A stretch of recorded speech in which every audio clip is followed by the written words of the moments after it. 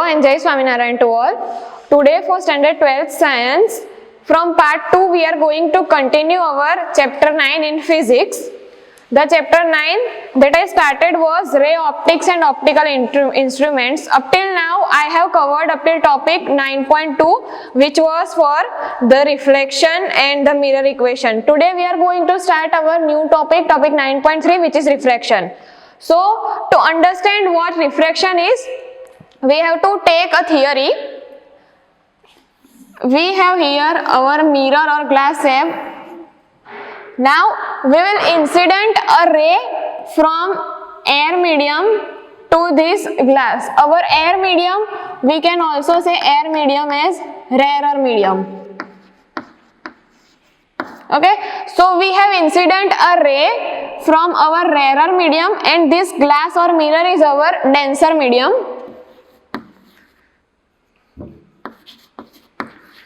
So when we incident any ray to our denser medium, it will get refracted. I'll show you how. Suppose I incident a ray here. Now this is our normal that I drawn. The ray will refract and bend towards the normal drawn to the plane. Here I incident a ray from this angle from our rarer medium, and when it touches our denser medium, it will bend towards the normal that is drawn. It will bend on the left side. Here I have drawn this normal line that is normal to our plane, and after getting strike with this glass slab or mirror, the line or the ray will get refracted and bend towards the normal that is drawn to our plane. So this normal that I have drawn here, the angle that is made here between the refracted ray and the normal will be our angle of refraction, say R. And the angle that is made here between the normal and the incident is our angle of incidence, I. Okay? Now, applying Snell's law to this theory, we will have N1 sin I equals to N2 sin R. Applying Snell's law to this whole theory, we will get this equation. Now, more generalizing this equation, we will get N1 sin I divided by sin R equals to N2. What we have just done is, we have taken this sin I from the right hand side to the left hand side, and when it goes to left hand side, it will go in division. So we get up to this point. Now further generalizing this equation, we will get sin I divided by sin R equals to N2 divided by N1. So we simply take our N1 from left hand side to right hand side, and when we take it from multiplication, it will go on right hand side into division. So this is the equation that we got by the generalizing Snell's law on our this theory of refraction. Now, one more thing. You can also write this N2 by N1 as N21. Means N2 with respect to 1. N2 with respect to 1 means N2 divided by N1. Now, if it is the possibility that if 1 is here and 2 is here, then we can simply write N12. Got it? So, for now we have sin I divided by sin R is equals to N2 divided by N1. Okay? Now, let us take another theory.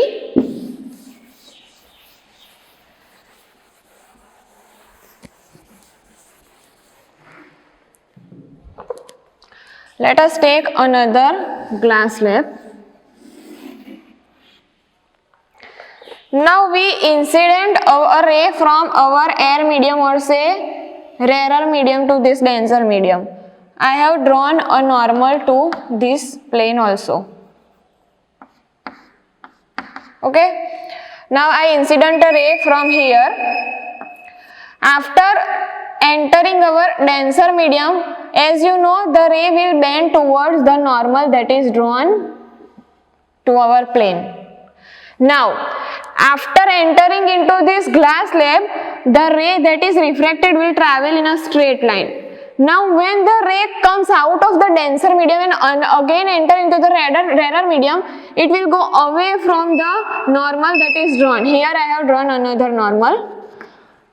So basically, what is the thing that when you incident a ray from rarer to denser medium, it will bend towards the normal drawn to the plane, and then it will travel in a straight line until it is in the denser medium. When it leaves the denser medium and again enter into the rarer medium, it will again get refracted and it will move away from the normal that is drawn to the plane.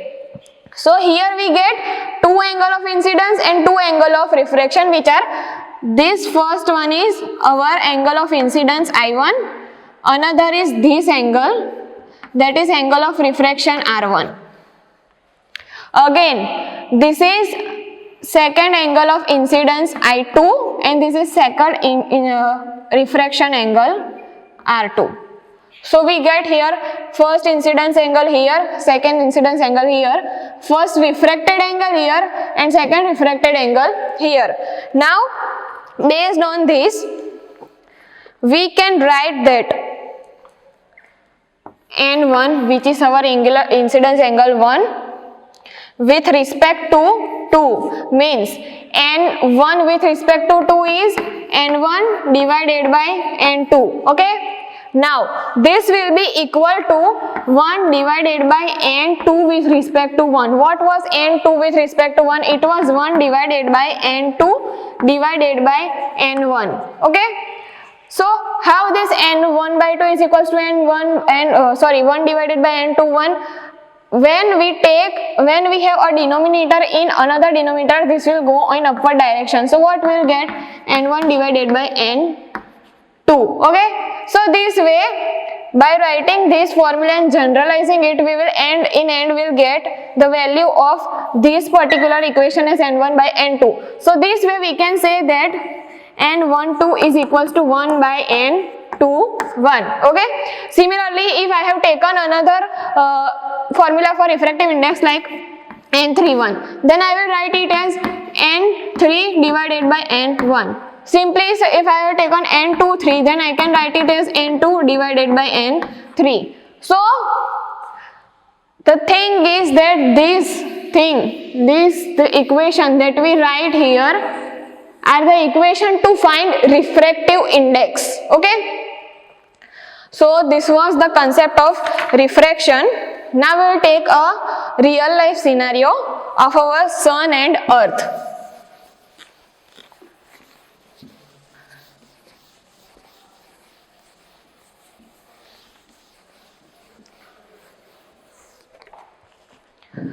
So what happened in the scenario for sun? Here is, say this is our earth and this is the atmosphere of our earth. Now our sun is somewhere, say here, okay? Now, when the sun rays are incident on our earth, it first enters in the atmosphere, and when it will enter in the atmosphere, it will get refracted and bend towards our earth.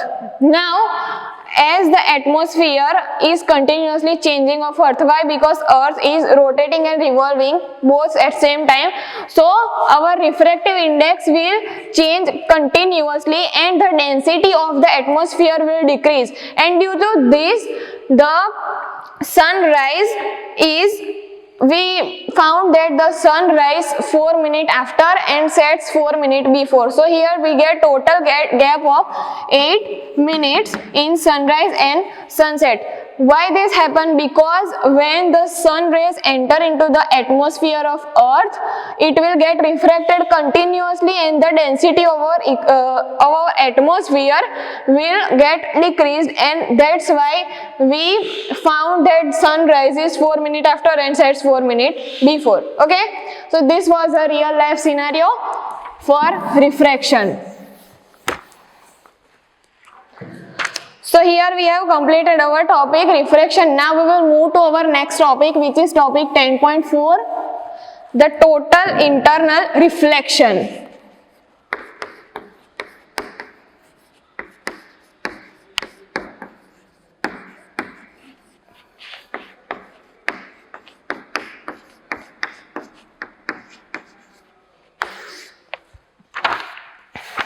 In order to understand total internal reflection, let us take here an object, or say a water tank that is filled with water. Okay, assume that this is our water tank that is filled with water. Now, in order to get total internal reflection, the rays that are incident are from the denser medium. This is our denser medium, and the medium that is outside this is rarer. Now, when I incident a ray from here, first I will incident a straight ray. So it will travel in a straight position. It will not suffer from any refraction. It will travel straight. But you all know that whenever we incident any light, it will be incidented in a spread from here to here. But to study this, we have to take single ray format. Okay. So first, when I incident this ray, it will travel in a straight line and it will make a perpendicular. Here it is perpendicular to our denser medium. Now, when I bend this ray slightly on right side, it will go in a path like this.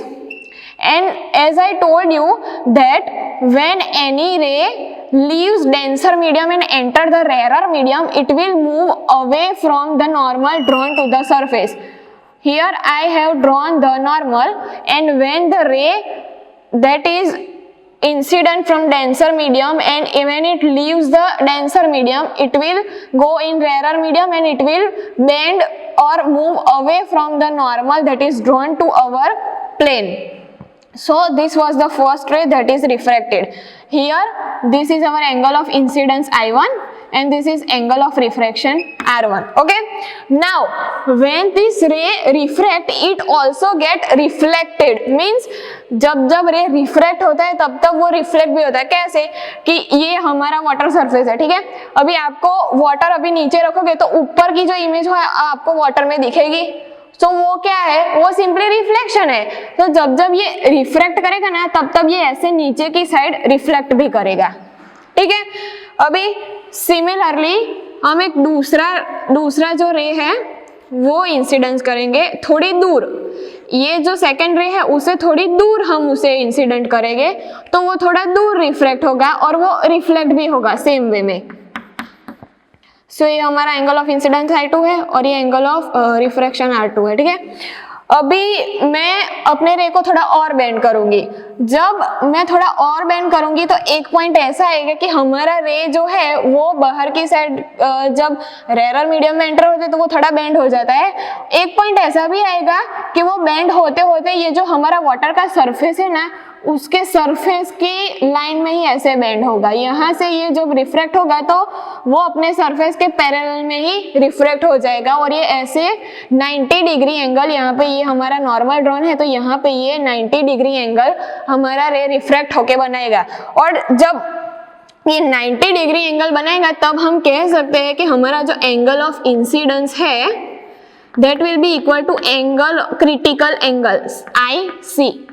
जब ये 90 degree form करेगा तब angle of incidence will be equal to critical angle और वो साथ साथ में reflect भी होगा. ठीक है. अब जब मैं इस रे को और थोड़ा बेंड करूंगी तो क्या होगा, वो रिफ्लेक्ट नहीं होगा, वो सीधा नीचे की तरफ रिफ्लेक्ट होगा. तो जब वो ऐसे डायरेक्ट रिफ्लेक्ट होगा, रिफ्लेक्ट होने बिना, at that time we can say that our angle of incidence is greater than critical angle. जब कोई रिफ्रैक्शन नहीं होता है तब हम ये कहते हैं कि हमारा एंगल ऑफ इंसिडेंस है वो क्रिटिकल एंगल से ज्यादा है और तब रिफ्लेक्शन नहीं होगा, तब सिर्फ रिफ्लेक्शन होगा और ऐसे रिफ्लेक्शन को हम कहेंगे total internal reflection. Okay. So based on this we can say that first है हमारा I1, सेकेंड है हमारा एंगल ऑफ इंसिडेंस I2, फिर है I3 is equal to IC। ये 90 डिग्री जब फॉर्म करेगा तब होगा। तो ये कब होगा, हम इस पर्टिकुलर चीज का लेंगे तो ये क्या होगा कि I3 sign let's say C, क्योंकि तभी क्रिटिकल एंगल और इंसिडेंस एंगल इक्वल है, विल बी 1 इंटू साइन 90। अभी हमने यहाँ साइन 90 क्यों लिया, इसीलिए बिकॉज जब हम ये तीसरा रे जो का सिनेरियो है ना, तो जब वो रिफ्रेक्ट होगा तो वो एक हमारे जो वाटर के सरफेस है ना उसके पैरेलल होगा और यहाँ पे 90 डिग्री एंगल बनाएगा। दैट्स वाई हमने यहाँ साइन 90 ली है वैल्यू। तो अभी जब हम ऐसे करेंगे तो हमें यहाँ पे हमारा है से n1 और ये है हमारा n2, ठीक है। तो n1 sine C will be n2 sine 90। अभी साइन 90 की वैल्यू क्या है, 1 है। मैथ्स में आपने देखा ही होगा कि साइन 90 की वैल्यू होती है 1। तो हमें क्या मिलेगा, यहाँ पे नहीं हम n1 लेंगे, यहाँ पे हम 1 ही लेंगे और यहाँ पे n1 लेंगे, ठीक है।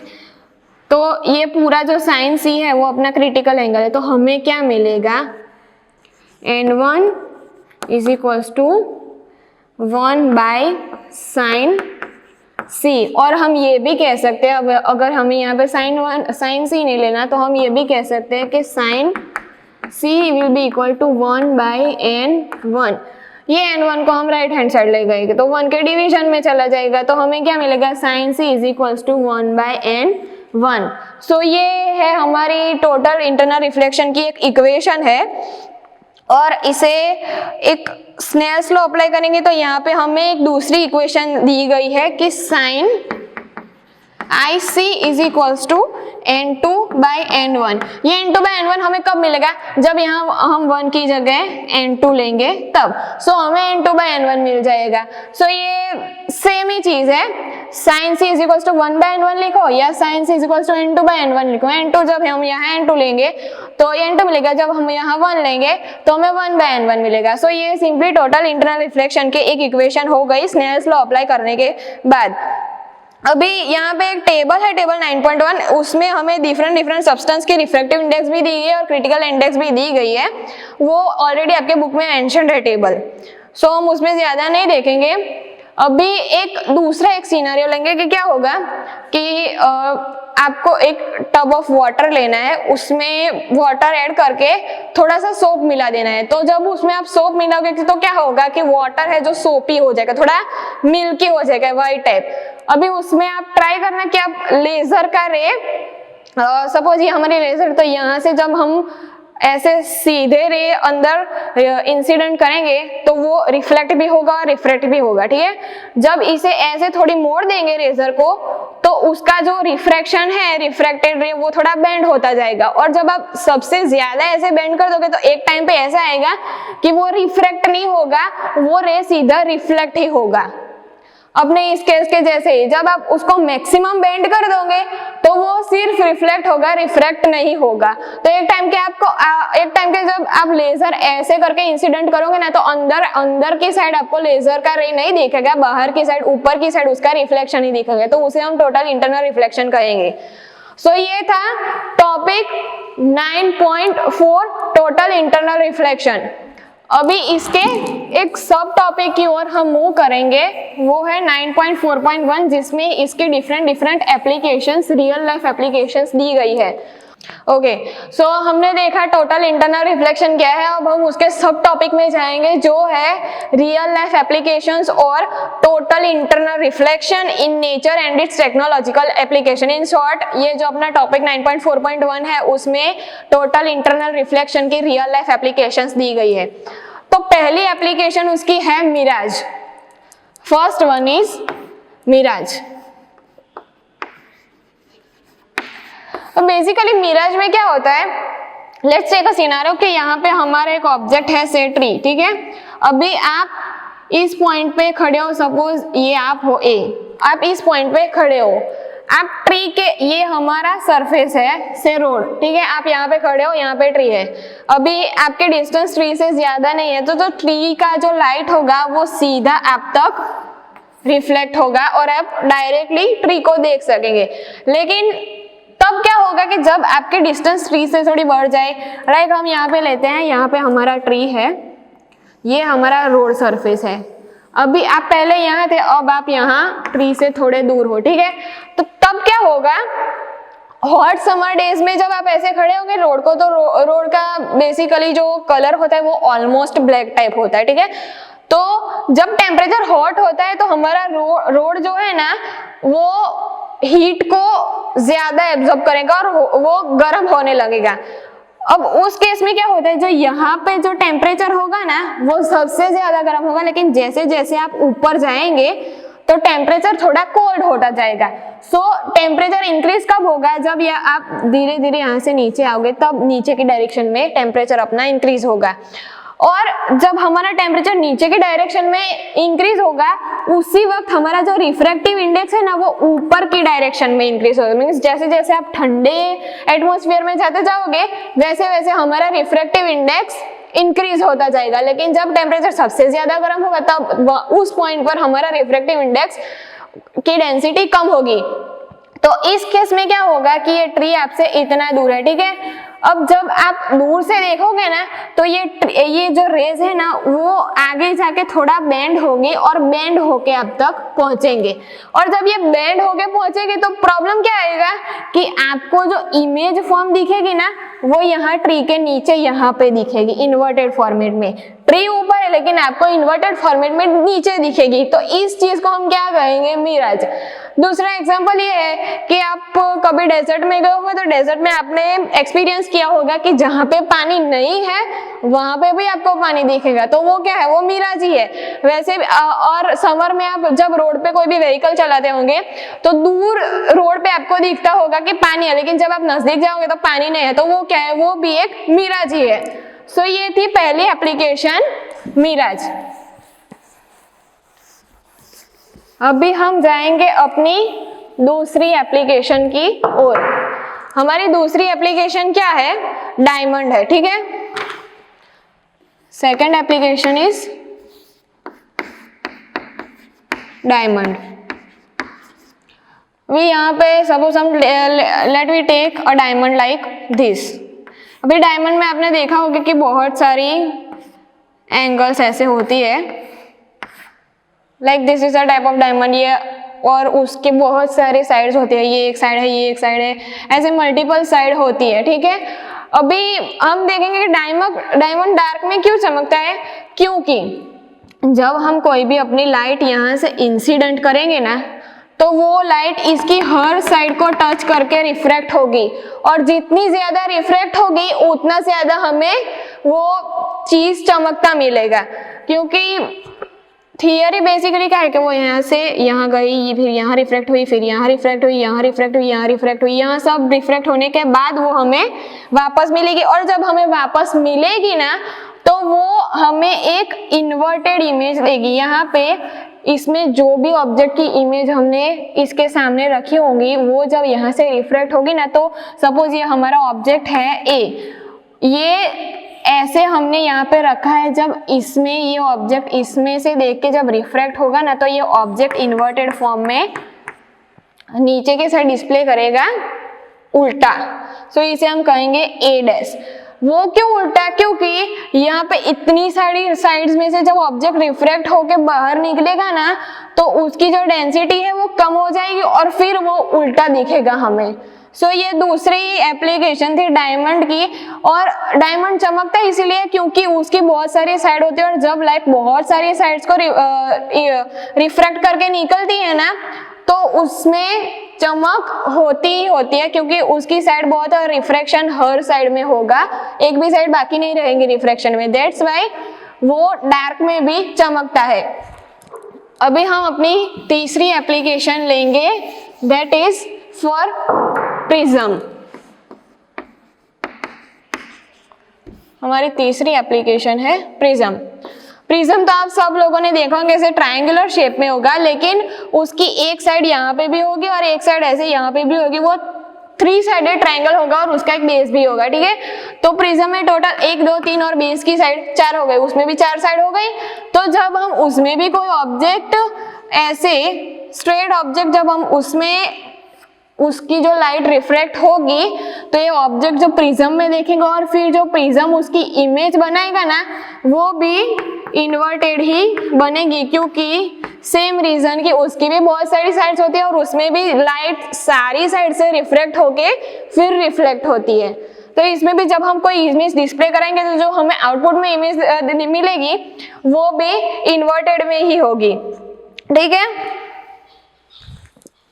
और दूसरी बात कि जब हम कोई भी लाइट ऐसे स्ट्रेट इसे ऐसे रिफ्लेक्ट कराएंगे ना तो इसमें क्या है कि यहाँ पे हमारा जो एंगल ऑफ इंसिडेंस है ना वो क्रिटिकल एंगल से ज्यादा होएगा और फिर वो रिफ्लेक्ट नहीं, वो सीधा ऐसे बाहर की तरफ रिफ्लेक्ट करेगा, फिर इस साइड को टच करके वो फिर से इंसिडेंस एंगल क्रिटिकल एंगल से ज्यादा होगा और वो फिर से सीधे ऐसे रिफ्लेक्ट करेगा। इसलिए यहाँ से जो हमने स्ट्रेट ऑब्जेक्ट जो यहाँ से हम इंसिडेंट करा था वो यहाँ से 2 बार रिफ्लेक्ट होके हमें यहाँ पे बाहर मिलेगा इन्वर्टेड फॉर्मेट में। दूसरा रीजन ये भी है कि why object is displayed in inverted format. So this was concept of prism.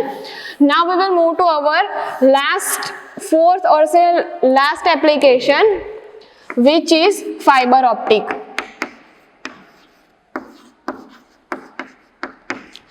Now fiber optic is the most reliable for refraction. Why? I will tell you. Suppose ये है हमारा fibre optic cable और इसमें एक surrounding है थोड़ी सी पतली सी जिसे हम क्लैडिंग कहेंगे। ये जो अपनी जो सराउंडिंग है, ये जो सराउंडिंग है ना इसे हम क्लैडिंग कहेंगे।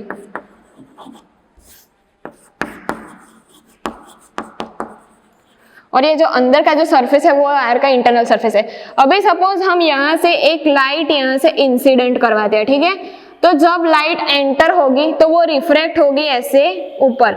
अभी ऊपर के साइड यहाँ बोले, दूसरी बात की ये जो क्लैडिंग है ना उसकी रिफ्रैक्शन करने की डेंसिटी कम होती है हमारे अंदर के सरफेस के कंपैरिजन में, लेकिन डेंसिटी होती है रिफ्रैक्ट करने की। सो वो यहाँ से रिफ्रैक्ट होगा, फिर यहाँ टच करके वो ऐसे निकलेगा, फिर से यहाँ पे टच करके वो ऐसे जाएगा, फिर ऐसे रिफ्रैक्ट होते हो जाएगा। जब बाहर निकलेगा तो हमें जो आउटपुट मिलेगा, सपोज यहाँ पे आपने 100% लाइट आपने अंदर भेजी, अभी अंदर वो रिफ्रैक्ट होते होते बहुत सारी इम्प्योरिटीज से रिफ्रैक्ट होते होते जब वो बाहर निकलेगी तब हमें 95% लाइट आउटपुट में मिलेगी। ये कब होगा जब हमारा डिस्टेंस जो है वो 1 किलोमीटर का सपोज हम वायर लेंगे और उसमें से लाइट रिफ्रैक्ट करवाएंगे तो 1 किलोमीटर बहुत ज्यादा डिस्टेंस होता है, लेकिन फिर भी इतनी इम्प्योरिटीज के गुजरने के बाद भी हमारी जो 100% लाइट है वो हमें आउटपुट 95% देती है। वो बहुत बड़ी बात होती है, क्योंकि यहाँ से 1 किलोमीटर का डिस्टेंस आपको भी बताओ कि बहुत ज्यादा होगा।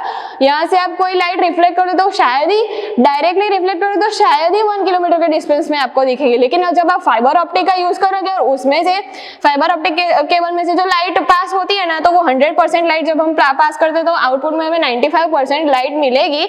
And that's why fiber optic cable are more reliable for this whole total internal reflection. So from the 4, fiber optic cable is most reliable application. So यहाँ पे हमने अपना दूसरा टॉपिक जो था 9.4 वो भी कवर कर लिया है, टोटल इंटरनल रिफ्लेक्शन। जो 2 टॉपिक आज हमने कवर किए हैं वो पहला था 9.3 रिफ्रैक्शन और दूसरा था 9.4 टोटल इंटरनल रिफ्लेक्शन, और ये उसका सब टॉपिक था जिसमें हमने उसकी रियल लाइफ एप्लीकेशंस देखी। सो अभी नेक्स्ट क्लास में we will continue our topic number 9.5। That is it for today. Thank you.